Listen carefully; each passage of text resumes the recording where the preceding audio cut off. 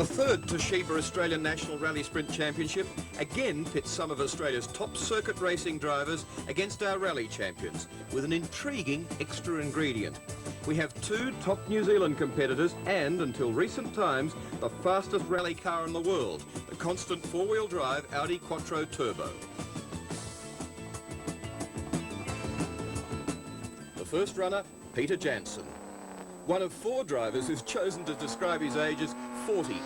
But it's fairly certain that Peter Jansen's older than that. Born in New Zealand, a captain once, so they say, in the Indian Army, and here driving the Alfa Romeo GTV6 owned by Paul Halstead from the toy shop in Sydney. Jansen, although he presents a playboy sort of image, is really a very competent race driver and rally driver. He hasn't done much rally driving in recent times. But that's, of course, when he's got some time left from polo ponies. That's the best time so far to the point part of the way along the 1.7 kilometre stretch of road.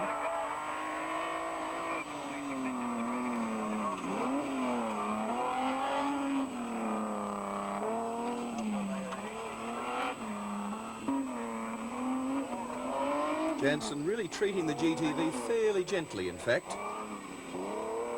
He's had a very good record at Bathurst over the years, 2 seconds, 2 thirds, 2 fourths, and 1 fifth place in 10 years. So 7 excellent results at Bathurst, and has brought some good young drivers to the fore, people like Tasmanian dairy farmer David Parsons.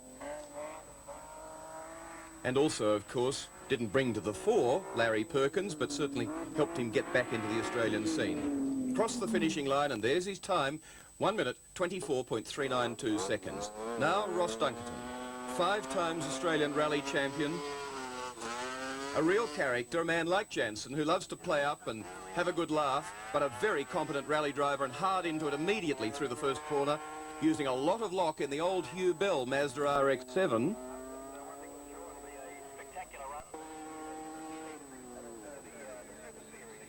Duncan had a very bad accident in New Guinea some years ago in a rally.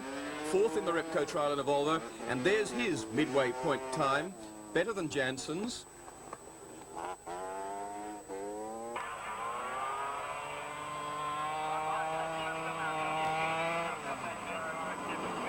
West Australia, Ross Dunkerton, once a member of the Nissan Works team, fell out of favour there by comparison with George Fury, pressed on as a privateer, as he'd done in the past, but nobody's won more Australian Rally Championships than he.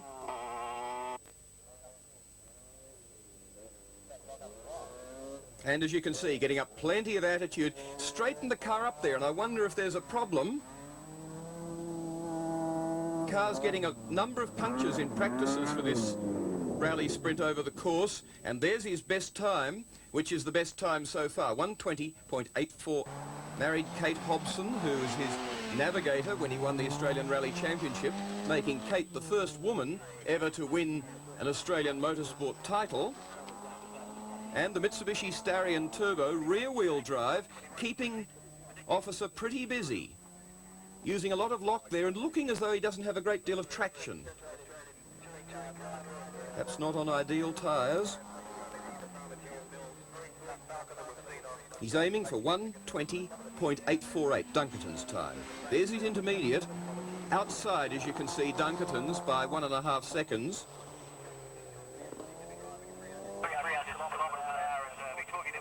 Officer, for all that he did win the Australian Championship, I think by comparison with the Furies, the Dunkertons, the Greg Carrs, Colin Bonds, doesn't have quite the same experience, doesn't attack quite as much in his driving. And of course, in this instance, using an unusual rally car, more suited to Group E production racing on a bitumen circuit.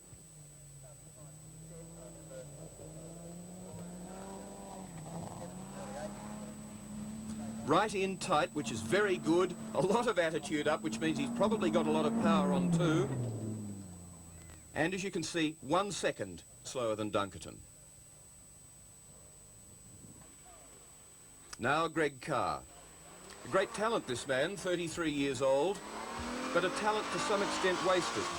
They say he's the fastest public servant in Canberra and has gone to Europe on 2 occasions, absolutely distinguished himself in international company, a 6th and a 9th in major international rallies in Britain, Australian champion, 6 times winner of rallies down here in Canberra, the Castrol International, and before that the Don Capasco. But out of the Ford Works team, when that was disbanded, when it was being run by Colin Bond, as you can see, outside the best time of Dunkerton, the intermediate time. And so, bedeviled too by mechanical problems in recent years, going back a couple of seasons, led every round of the national championship, but failed to win any of them through various troubles. Going rallying in an Alfa Romeo GTV6 this year, helped by Colin Bond, the car built by him, and in fact developing more power than the car Colin ran in the 1985 James Hardy 1000. So it's got around 240 odd horsepower, and of course was the type of machine that won Colin Bond the 2 previous Australian rally sprints. To the finishing line, Greg Carr, but slower again than Dunkerton.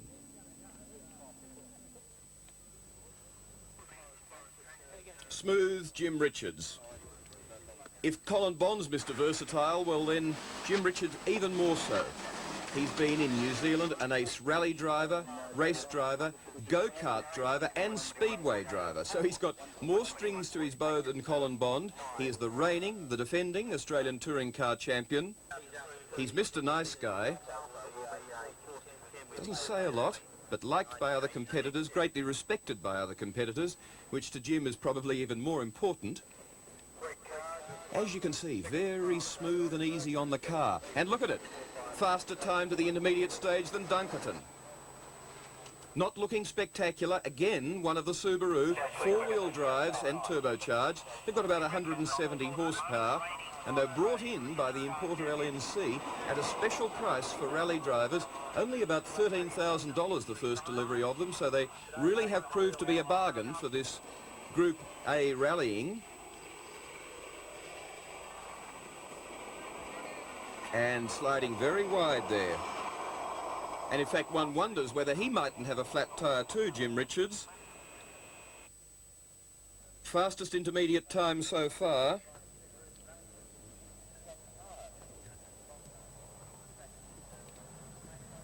Can he beat Dunkerton's time? 20.848. That's the target. Well, as you can see, 4.5 seconds outside.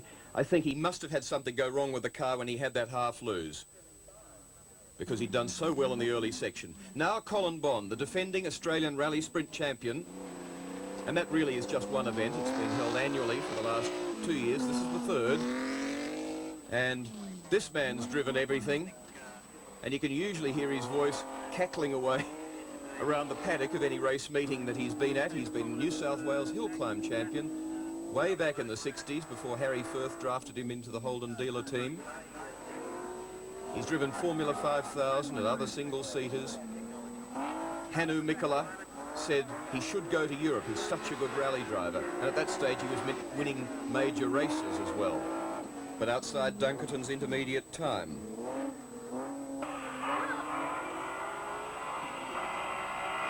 Very keen yachtsman too, Colin Bond. Comes from Sydney to Hobart. Recently bought a new yacht. Getting very serious about competitive yacht racing. And look how he's attacking. Setting the car up, flicking it before he gets to the corner. You can really see the wheel work there, the flick again. Sending it one way and then flicking it back the other, using the momentum of the car to turn it into the corner. And one has to think back a long time to remember when Colin Bond put a mark on a motor car. A very sympathetic, smooth, understanding, technically minded driver who's just done the fastest time. That now becomes the target, 19.634. So Colin Bond leading. Wayne Bell now. Toyota Sprinter, about a 170 horsepower engine, similar to the Subaru, but naturally aspirated, twin cam, 4 valves per cylinder, and only rear-wheel drive.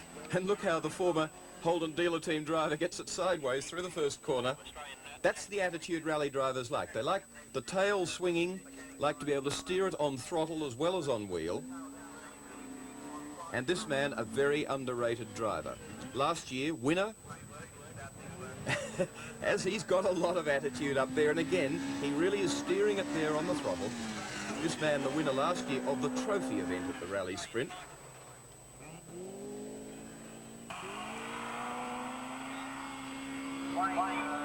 And we've just had information that Jim Richards did have a flat tyre, but pulled his time back. So very bad luck for the Australian Touring Car Champion in 1985. And dear oh me, far too tight there for Wayne Bell, who kicks it up onto two wheels. It wouldn't have affected his time much, but just unsettled the car a bit. It wouldn't have unsettled him. Rally drivers are very used to that sort of excitement. In fact, they'd hardly regard that as excitement. Just a slight indiscretion, really, for Wayne Bell, and making very good use of a car that's got less power and less sophisticated in the suspension than a lot of his competitors. Aiming for that time of Bonds, but 1.5 seconds outside it. Neil Allport now from New Zealand comes here with a very strong reputation. When he goes rallying, he takes Roger Freeth with him, the mathematics lecturer and doctor of astrophysics, a PhD, who's had so much success at Bathurst. He's won 2 Arrai 500-kilometre endurance motorcycle races there. That's his normal co-driver, but of course, in this instance, it's really working like a race driver. He's practiced on the track. He's got to remember the 1.7 kilometres. He's in a Mazda RX-7. It's got about 300 horsepower, and he's just done the best intermediate time. Allport racing towards the finish now, making very good use of the Mazda indeed. A car that's been rallied by a few people in Australia, by Ed Mulligan and Greg Hansford. Greg Hansford had a very nasty prang in one a while ago, but he's been very effective in this. He dropped out of the New Zealand International Rally last year, the AWA Clarion, in this car, ran into mechanical problems when he was the leading New Zealander in the event. Let's see what he does through the high-speed section. Well, he lets us see the left-hand door. That's what he does. He gets it so sideways and so much power on, and he comes up with the best time by 1.3 seconds nearly. So Neil Allport, the leader. Now Peter Clark, again one of the Subaru Turbos, one of the lucky people who got in early and got that bargain price, because they sell now for around $20,000. That was at their introductory price. And since then, the exchange rate has affected the price further. Driving for Greg Cusack, the Canberra Subaru dealer, but a great racing driver in his own time, Greg Cusack. One of those drivers who was, on his day, brilliant, could beat Leo Gagan, and on a bad day could look very ordinary. Peter Clark, only just outside, my goodness, by 0.04 of a second, so he's going very well. Remember, he's way down on power on Allport. That being Allport's intermediate time now, being the best.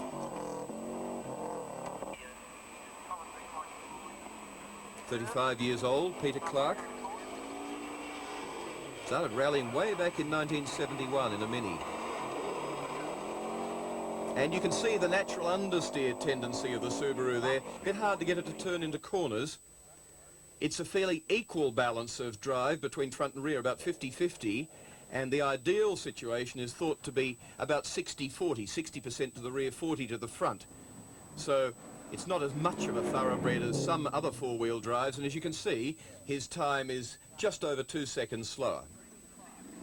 John Atkinson, again a Subaru.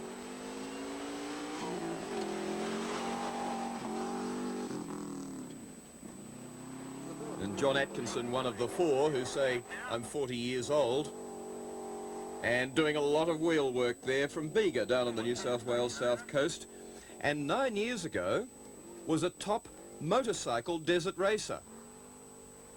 That's the time he's aiming for, the best time for the intermediate section, and 1.4 seconds outside. So the peat farmer, if you can believe that anybody farms peat, from down at Bega, a little bit outside, and being, I suspect, a touch modest about his age. Going quite well, in with the throng, but not up towards the front. Kicking in tight on that apex and not flowing through that series of S-bends at all. And again, the Subaru understeering, going a bit wide at the front. But doing a good job. He's certainly attacking. He's certainly aggressive.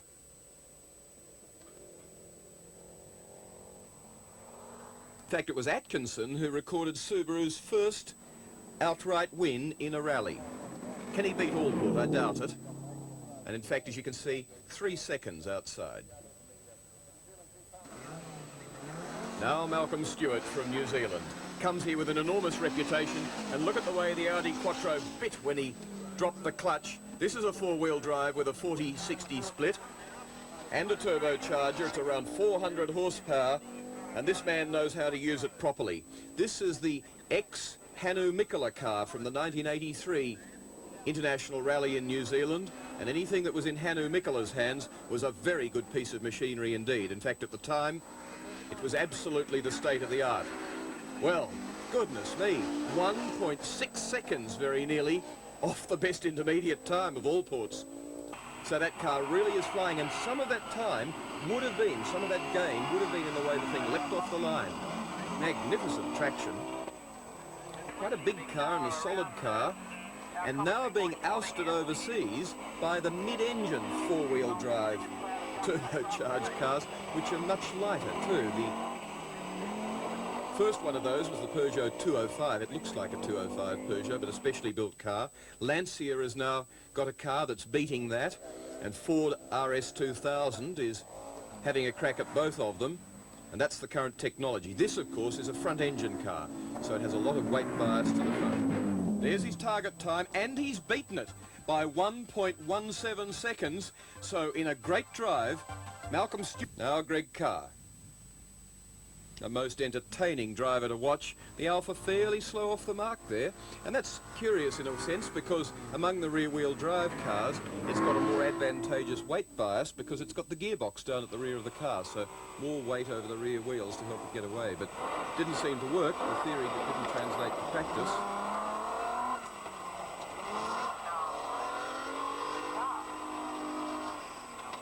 And Greg Carr, I would think, taking part in his first rally sprint, incidentally, in past years, they have paid the race drivers to come down and compete.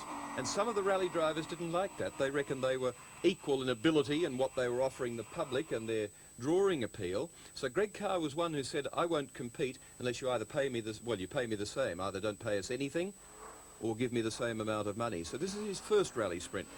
And the reason for that is the officer who came in 8th place at the end of the first run, the only Mitsubishi Starion Turbo. And again, the tyres looking to me as though they're just letting the car slide a little bit wildly. Don't look as though they're biting hard. And look how he straightened it up. It wandered around, it walked around. Either it's not so well sorted in the suspension, or the tyres aren't giving him the grip he needs. And they can get different tyres for different types of surface. And as you can see, this surface is very powdery and dusty indeed. He's getting in on his apexes, and that's the absolute critical technique for rally drivers. If you're in on the apex, you can always let the vehicle slide out if you come in too tight. But if you're out already, you'll never get back in. And so that's the essence of rally driving, is to get really tight in and then play with the throttle, play with the steering. And in fact, he's not doing too badly against the best intermediate time of Jim Richards. 7/10 in it. Still aiming for that 22.433.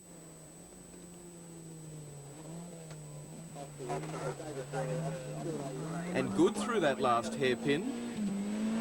Now gunning for the finishing line, and that time, but just outside it by less than 3/10 of a second. So a good effort by David Officer, known as Dace, the new lowered best time, Wayne Bell. Well, a very good effort there by John Atkinson. As Wayne Bell now, lots of flair, really uses this Toyota very well. A car with fairly modest power and rear-wheel drive only, so it's probably about the least competitive of all the cars in the field, but he's making very good use of it. He was in the top half of the field. He was 6th out of the 12 on the first run, so the guy has got a lot of talent. He's very quick. And I don't think many people could make this little Toyota go any faster than Wayne Bell's making it go.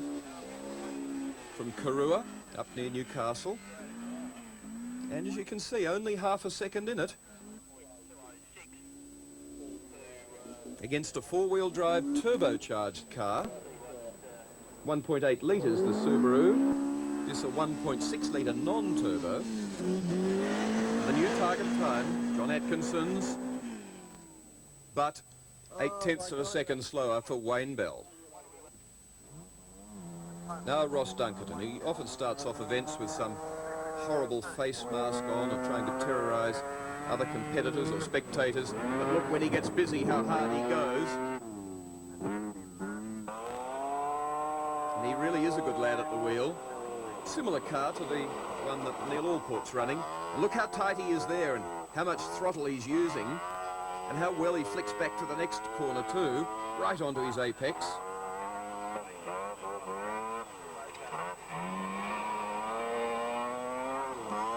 Duncan doing a good job.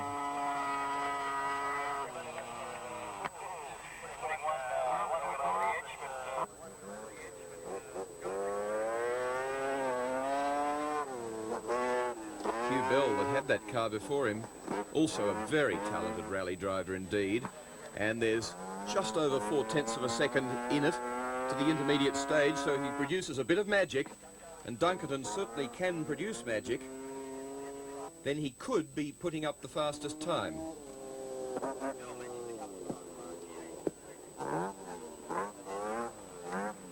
His arms, as you can see through the run and doing them again there, working like pistons. He really, as the car swings from one lock to the other, but no good for Roscoe, 1.8 seconds slower.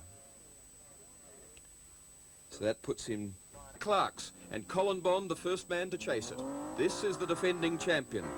The defending champion was third on the first series of runs in the opposite direction. And this, of course, unlike the car that Greg Carr's using, which is specially built by Colin as a rally car, this is Colin's Bathurst car, a car that took an absolute beating all last October. They ran it through practices, through the race, absolutely sparing it nowhere, Greg Hansford and Colin Bond, and the thing ran beautifully and was still in good order at the end. Two very hard but very sympathetic drivers, and it really was a grand performance. The lap time they did in qualifying with about 235 horsepower, and the car, if anything, slightly more powerful now than it was then, but 0.8 slower than the four-wheel drive of Peter Clark's. Look at that lovely cut-off point at the tail of the car where the wind coming down off the roof is cutting away cleanly at that squared-off tail, and that's just what the aerodynamicist wants it to do. Good clean cutaway.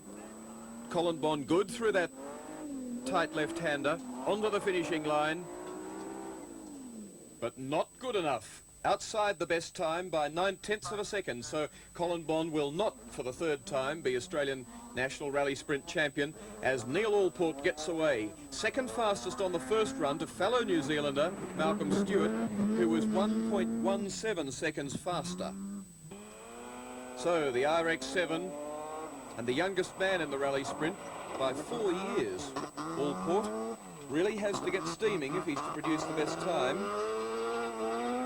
Wayne Bell's 33 years old, Allport's 29. In fact, between them is David Officer, 31 years old. As he, oh, dear oh me, going that tight on that first left-hander, probably just let him keep the tail swinging rather than having to feed the thing round back past the hay bale as other people have done. So it was a bit of a miscalculation, but it may well have worked well for him. There's the intermediate time of 45.419, and he has absolutely torn it apart. 1.4 seconds faster. So Allport in with a real chance, depending on what Stewart does. certainly at the moment, of going to the lead in the rally sprint, and then it'll be all up to Stewart in the Audi Quattro. Into the final left-hander. There's his target. Sideways across the line, drifting out wide, and 2.1 seconds, very nearly, under the best time. So now Malcolm Stewart really has got to produce a little bit of magic. He has got to produce a 1 minute 19.623 second time to better the cumulative time of Neil Allport. And that should be well within his grasp, considering that Allport has produced an 18.454. So Stewart can be 1.2 seconds slower than that and still win the rally sprint. Here he is with the most expensive piece of rally machinery in the event. Heaven knows what that would have cost at the import prices in New Zealand, but in Australia in rally condition it'd be worth at least $80,000. And he's 7/10 slower. He can only spare 1.2, another half second. So the pressure really on Stewart. The car looking glorious. Dust spurting out from under the front wheels as they do their share of the work. Tight into the hairpin, good. Power on early. And there's the time he's gunning for. He can afford a 19.623. But he's outside it. He's outside it by 0.121 of a second. So it's